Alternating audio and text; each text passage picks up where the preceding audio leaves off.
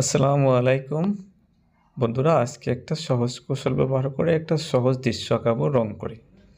তো প্রথমে আমি এখানে দুইটা ঘর একসঙ্গে এঁকে নিব। দেখেন সহজ করে দুইটা আঁচ দিয়ে নিয়েছি। তারপর এইভাবে এটার সাথে এটা লাগিয়ে দিব, এটার সাথে এটা লাগিয়ে দিয়ে সহজ করে আমি এখানে দুইটা প্রথমে ঘর বানিয়ে নিব।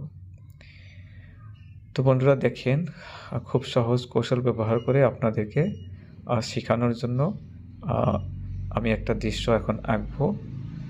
তো আপনারা দেখেন ভিডিওটা। আমি আশা করছি যে ভিডিওটা অনেক ভালো লাগবে, নিজেরা শিখতে পারবেন আপনারা।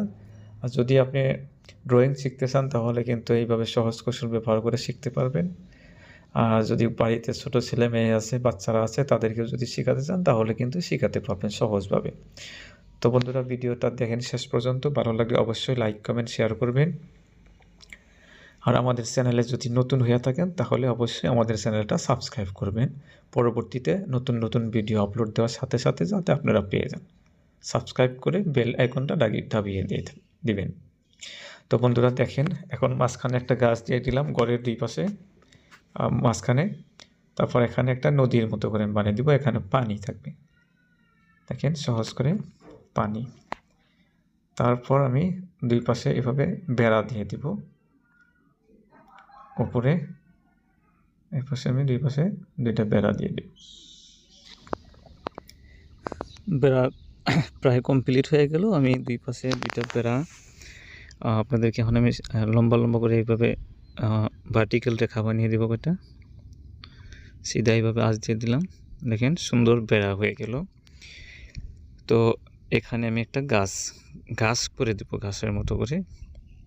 এখানে আরেকটা দিব, নদীর পাড় সাইডে একটা ঘাসের মতো করে দিয়ে দিব।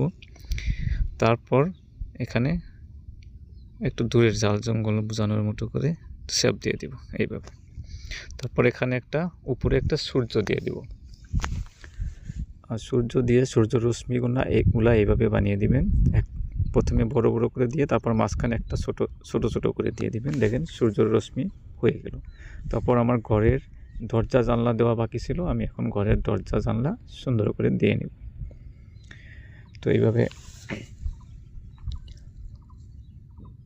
ড্রয়িং দেখেন সুন্দর করে আমি দরজা এক ঘরের কমপ্লিট হয়ে গেল। এখন আরেক ঘরের মধ্যে আমি দরজা জানলা দিয়ে নেব। তারপর আমি সুন্দর করে রং করব। বন্ধুরা দৃশ্য আঁকান প্রায় কমপ্লিট। এখন আমি পক্ষী দিয়ে দিলাম। তারপর এখন রং করব। প্রথমে সূর্যতে আমি ইয়েলো কালার করছি, হলুদ কালার। তারপর উপরে আমি একটু ডিপ ব্লু কালারটা করে নিয়ে তারপর নিচের অংশগুলোতে আমি করে দিব লাইট ব্লু কালার, একটু করে